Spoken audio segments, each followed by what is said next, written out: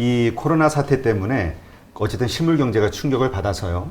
그러니까 어닝 서프라이즈를 발표하는 기업들도 있지만 그 대부분의 상장사들이 뭐 30% 이상 뭐 네. 순이익이 감소됐다 이런 발표도 있거든요. 네네네. 그래서 그 이게 뭐 이러저러한 그 유동성으로 인해서 주가는 올라간다 하더라도 그 실제적인 기업들의 실적은 계속 악화되는 거 아니냐, 더 네. 어려워지는 거 아니냐 네. 이런 걱정들 하시는 분이 있거든요. 네네네네. 그러니까 기존에는 제가 기존에 겪어왔던 봄 장세, 유동성 장세에서는 말씀하신 대로 정확하게 실적이 계속 개선되면서 그 기업의 실적에 근거한 상승이나 이런 것들이 두드러지게 안 나타나다 보니까 이때는 유동성에 의한 상승밖에는 크게 눈에 띄지 않는 그런 시장이었고요. 다만 요즘의 약간 차이는 지난번에 제가 이 자리에서 말씀을 드릴 때 구조적인, 지금 제가 말씀드린 사이클은 소위 말하는 시클리카이라 그래서 한 10년마다 한 번씩 오는 이런 계절 변화와 같은 그런 거라면 그거보다 더 큰 사이클이 있는데 그 사이클은 지나간 40년은 세계화 시대, 지금은 기술의 시대라고 말하는 이런 큰 사이클이 있다라고 말씀을 드렸었는데 그 큰 사이클의 변화가 있다 보니까 지금처럼 이런 경기가 안 좋아져서 유동성으로만 결국 살아날 수 있는 그런 기업들 말고 아까 초반에 보여드렸던 것처럼 애플이나 구글이나 이런 데들은 특별히 최근에 발표되는 실적들을 보면 놀라 나자빠질 만큼 그런 부분들이 있고, 그 다음에 또 하나 저희가 참고해야 될 게 뭐냐면 저희 나라도 좀 마찬가지인데 저희 나라가 미국하고 우리나라. 우리나라. 민감해 하시는 분들이 꽤 있더라고요. 맞습니다. 지난번에도 제가 이거 잘못해가지고 맞습니다. 네. 다시 말씀드릴까요? 아니 괜찮습니다. 편안하게 하세요. 예. 이커머스 쪽이 보강되면은 요즘 굉장히 좋은 실적들이 내고 있는데 예를 들면 최근에 월마트라든지 타겟 같은 것들이 그런데요. 이제 그런 것들이 좋은 실적을 내는 거의 이면에는 그 나라의 온라인 비율, 온라인 그런 어떤 구매 비율이랄까 이런 거에 차이가 있는 것 같습니다. 네. 미국은 지금 코로나 이후에 이렇게 적극적으로 온라인이 늘어나고 있는데도 20%대 초반밖에 안 되고 있거든요. 저희 나라는 뭐 5, 60%대가 넘어가니까요. 그런 것처럼 사실상 지금 이 봄장세에 속하는 이런 상황 속에서도 온라인 전환이라든지 줌 비디오 같은 그런 아까 말씀드린 커다란 구조적 변화에 편승한 기업들은 과거하고는 다르게 아주 좋은 실적들을 내고 있다. 그래서 과거의 어떤 큰 사이클에서 봤을 때 봄장세에는 당연히 실적을 기대하기보다는 그 늘어난 유동성에 의한 주가 상승만을 기대했다면 지금은 그게 동시에 나타나고 있어서 훨씬 더 빠르고 하방 경직이 있는 게 아닌가 저는 그렇게 생각하거든요. 이번에 올라온 것도 네. 사람들 눈앞에 너무 실적이 보여지는, 그리고 희한하게 최근 지난달에도 닷컴 버블 얘기가 많이 나왔지만 네. 닷컴 버블 때 기업과 지금 빅텍들이나 이런 쪽들이 완전 다른 이유는 현금 비율입니다.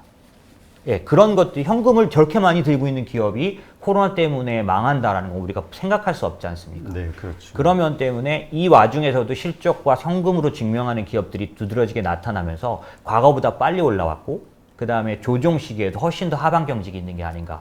우리 모두가 눈에 보는 실적들.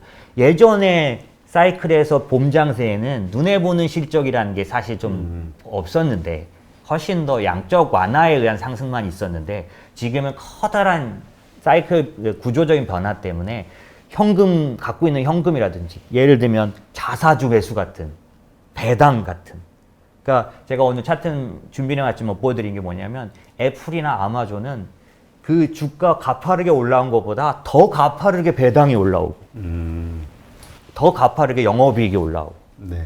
이런 기업은 역사상 없었으니까 저희가 생각할 때는 기존의 그 봄장세의 모습 치고는 좀 특이한 현상이 있고요.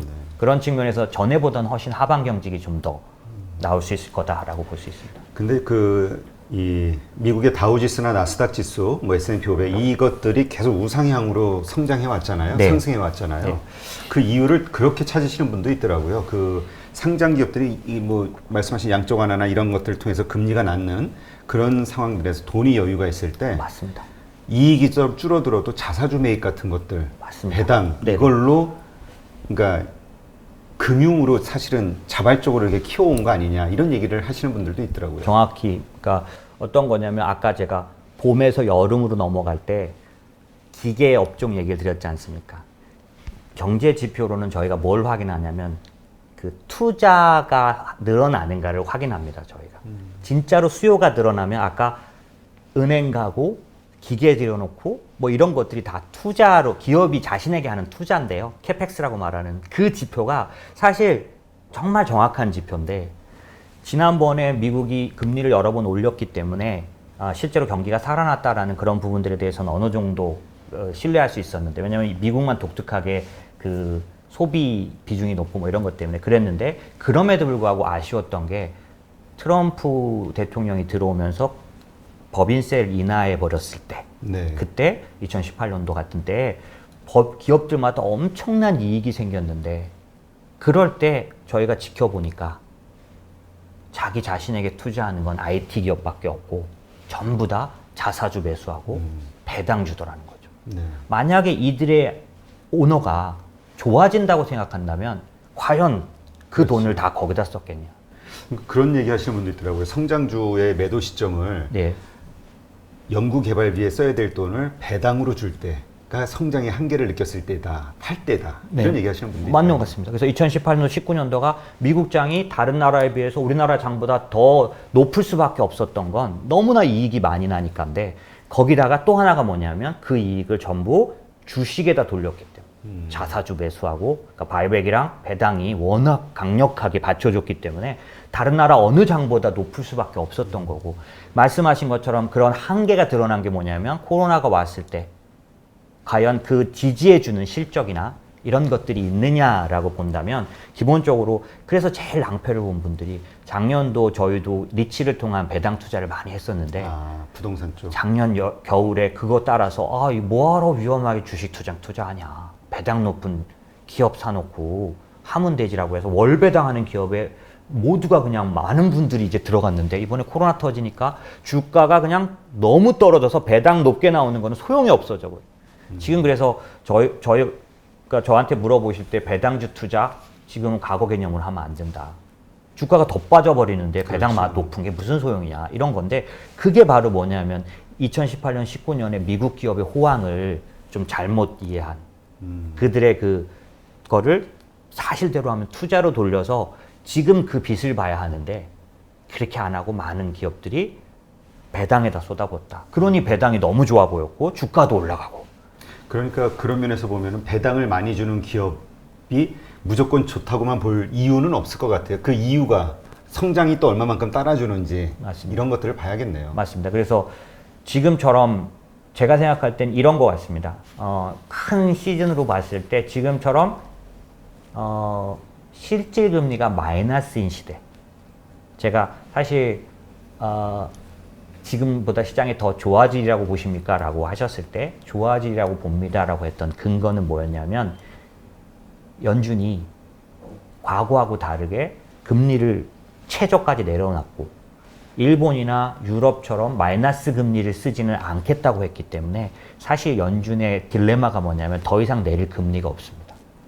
그런데 어저께 제롬 파월이 나와서 말하기를 아직 경기는 살지가 않은 거예요. 더 부양해야 할 건 많은데 그렇죠. 금리는 이제 다 금리 카드는 다 써버린 거죠. 그러니까 시장은 카드가 없다라는 쪽으로 생각할 수밖에 없는데 그래서 연준이 빼든 카드가 저는 인플레이션 카드라고 생각하거든요. 지금 왜 제가 이 얘기를 드리냐면 배당 얘기하다가 이 말씀을 드리는 이유는 뭐냐면 배당 투자는 언제 하는 게 좋다고 생각하냐면 실제 금리가 지금처럼 낮을 때가 아니라 왜냐면 지금은 어떤 상태냐면 연준이 빼든 칼이 뭐냐면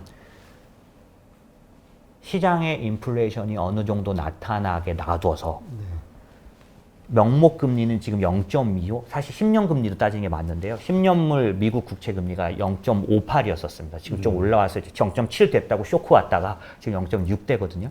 0.6에서 명목 금리 0.6인데 인플레이션이 만약에 2%라면 실질 금리는 마이너스 나오지 않습니까? 그렇죠. 네, 연준은 사실 이 카드를 쓰고 싶은 거죠.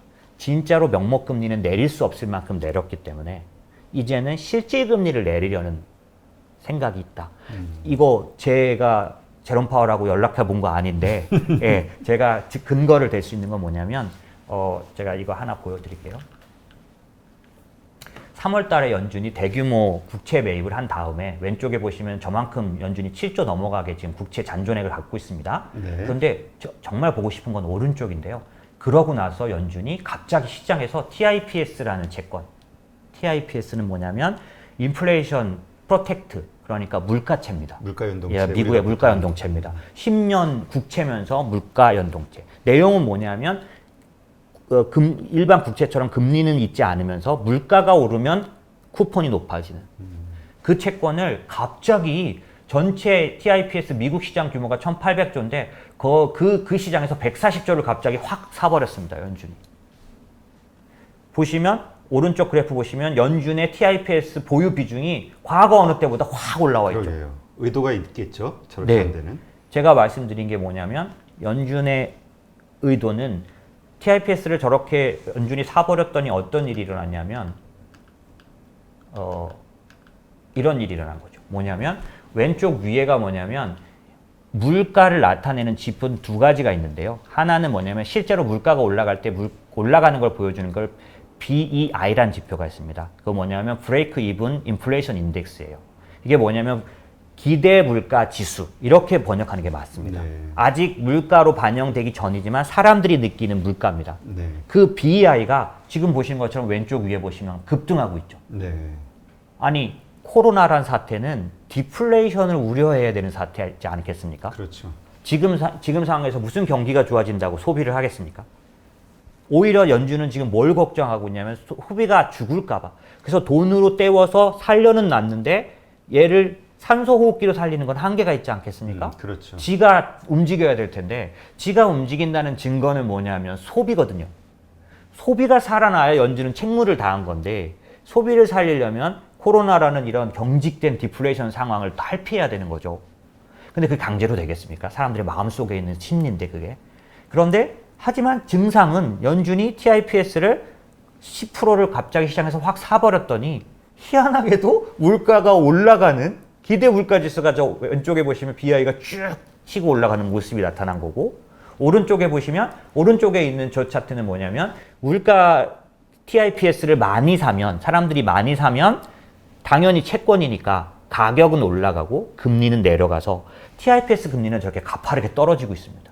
근데 이게 미국만 그러냐? 한국 물가채가 지금까지 한 5번 정도 발행됐거든요. 네. 한국 물가채도 지금 막 요동치고 난리가 났습니다. 값이 오르고 있고요. 한국의 BI도 오르고 있습니다. 그러니까 연준은 사실은 비밀로 한 건 모르겠는데 TIPS를 한몫에 펑 샀더니 시장이 다 같이 알아서 움직여준다. 자기 뜻대로. 네. 그래서 아까 사실은 아까 보였던 화면 중에서 인플레이션 망령이 살아난다 뭐 그러면서 여기 출연하신 분도 인플레이션 얘기를 종종 하셨을걸요? 네.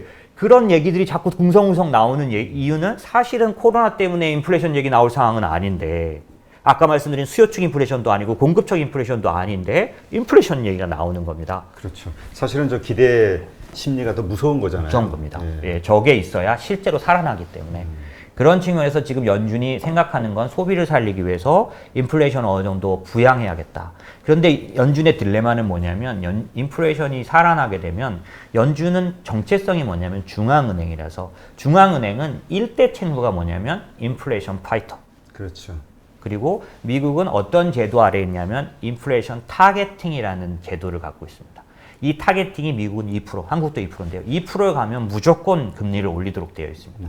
그래서 금리를 올리면 경기를 살리는 거에 어려워질 뿐만 아니라 연준에게 또 하나 고민이 있는데 지금 이 봄 장세에서 유동성 장세에서 코로나를 극복하기 위해서 어마어마하게 통화 정책을 썼지만 이거 갖고는 안 돼서 레이 달리오가 말하는 MP3 뭐냐면 재정 정책과 통화 정책을 다 써야 되는데 연준은 통화 정책을 다 썼기 때문에 정부에게 재정 정책을 쏟아부으라고 지금도 그러니까 저 공화당 민주당에게 계속 촉구합니다. 빨리 합의하라고. 돈 쏟아붓지 않으면 때를 놓칠 수 있다. 근데 이렇게 하려면 이 정부가 이렇게 많은 돈을 쓰려면 한국이 지금 그린 뉴딜을 하려면 150조를 쓰려면 그 돈 다 어디서 올까요? 국채를 맞습니다. 발행해야죠. 국채 발행이 너무너무 많은 거죠. 지난주에 왜 미국 국채 상승 쇼크가 왔냐면 요번에 국채 발행 물량이 딱 시장에 나왔는데 지금까지 유례가 없이 떨떠름한 반응이 나왔습니다.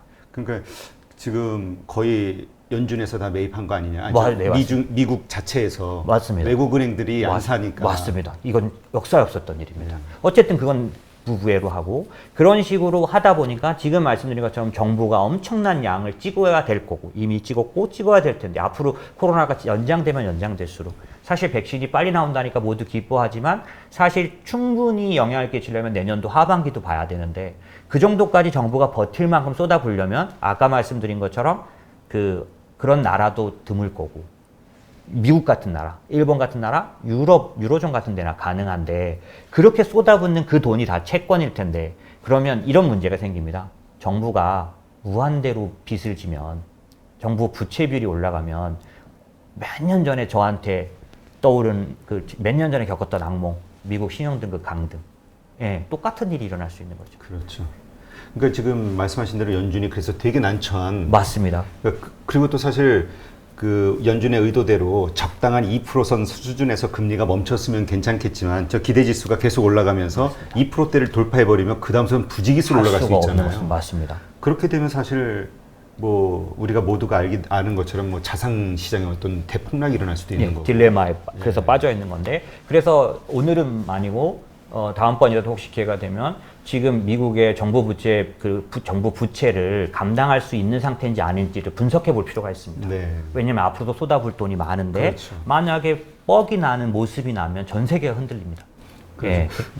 지난번에 다른 출연자분 자료를 보니까 한국과 중국만 외환보유고가 뭐 2% 이 달러가 전체 우리 외환보유고를 차지하고 있고 거의 다 차지하고 있죠. 유럽 같은 선진국들은 전부 금이더라고요. 아, 네네네. 요즘 뭐 뒤로 굉장히 많이 늘리고 있는 것 같고요. 그래서 이제 사실 달러 패권 혹은 이 달러를 기축통화로 한 세계 경제가 어떤 변동이 생기는 거 아니냐에 대한 우려를 하시는 분들도 생기는 거고요. 당연한 우려점이 지금 채권 매입이 예전처럼 원조롭지 않은 것, 쉽지 않은 것도 그런 건데 지금 제가 말씀드린 건 그런 부분은 저희가 유동성 장세라고 말하는 이 봄에서도 그냥 마냥 손 놓고 있을 게 아닌 게 이런 관전 포인트들을 갖고 우리 포트폴리오가 지금 만들어 놓은 포트폴리오가 과연 더 지속할 수 있느냐를 보려면 이런 포인트들을 가지고 계산을 해야 되는 거고요.